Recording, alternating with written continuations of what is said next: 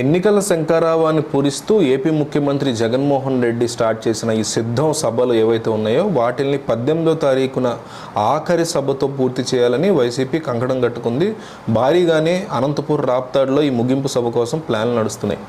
So ఈ నేపథ్యంలో ఈ రకమైనటువంటి ప్లానింగ్ ఉన్నటువంటి ఈ నేపథ్యంలో ఆఖరి సభలో తన పార్టీ యొక్క మేనిఫెస్టోని రిలీజ్ చేయడానికి జగన్మోహన్ రెడ్డి సిద్ధపడుతున్నట్టుగా తెలుస్తుంది. గతంలో నవరత్నాలు అనేటువంటి కాన్సెప్ట్తో 2019లో ప్రతిపక్ష నాయకుడిగా ఉన్నప్పుడు ఆయన అధికారంలోకి రావడానికి నవరత్నాలు ఎట్లయితే ఉపయోగపడ్డాయో వీటిల్లో కూడా అటువంటి ఇంట్రెస్టింగ్ విషయాల్ని ఇంక్లూడ్ చేయాలి, ప్రజలు ఆయన చెప్పినటువంటి చేయబోతానేనివి అని చెప్పేటువంటి అంశాలని కొత్తవి తీసుకురావాలి తెర మీదకి అనేటువంటి దాని మీద కసరత్తు చేసి దానికి సంబంధించి రిజల్ట్స్ని మేనిఫెస్టో రూపంలో ప్రజలకు ప్రకటించబోతున్నారు.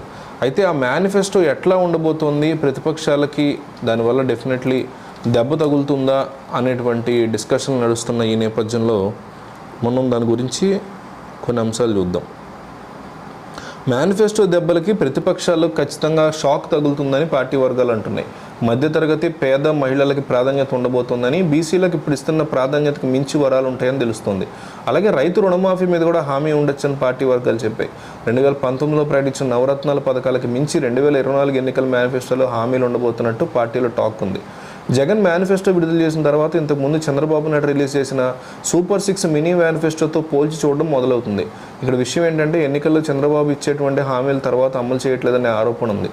అధికారం కోసం ఇష్టం వచ్చిన హామీలు ఇస్తున్నారనేటువంటి మాట ఉంది చంద్రబాబు మీద. అట్లాగే జగన్ మీద కూడా అదే మాట ఉంది. ఆయన కూడా చెప్పినటువంటి మాటలు, ఉదాహరణకి మద్య నిషేధం కానీ, ముఖ్యంగా ప్రత్యేక హోదా కానీ, ఇటువంటివి ఆయన మాట ఇచ్చి అధికారంలోకి వచ్చిన తర్వాత చేయలేదు. వాటి మీద కూడా ఉంది. ఇద్దరు నాయకులు అట్లాగే ఉన్నారు. సో ఏ నాయకుడైనా అట్లాగే ఉంటాడు దేశం మొత్తం మీద. ఎందుకంటే ఆ రాష్ట్రాన్నో దేశాన్నో ఆర్థికంగా సర్వనాశనం చేసేటువంటి పథకాలని చెప్పడం బాగానే ఉంటుంది కానీ చేయడం కష్టం అవుతుంది.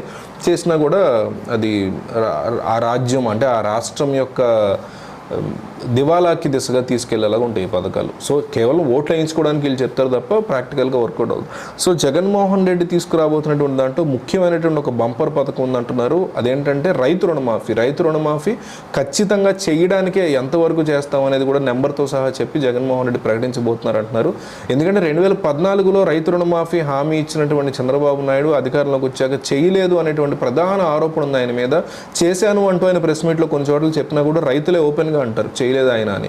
సో ఈ డిస్కషన్స్ నడుతున్న నేపథ్యంలో జగన్ చెప్తే చేస్తాడు అనేటువంటి ఒక ఫీలర్లు జగన్మోహన్ రెడ్డిని సపోర్ట్ చేసే వాళ్ళలో వదిలినటువంటి పార్టీగా వైసీపీ ఈసారి రైతు రుణమాఫీని రాప్తాడులోని సిద్ధం ముగింపు సభలో అనంతపురం జిల్లాలో జగన్మోహన్ రెడ్డి మేనిఫెస్టోని ప్రకటిస్తూనే రైతు రుణమాఫీని హైలైట్గా ప్రకటించబోతున్నారు అని తెలుస్తోంది.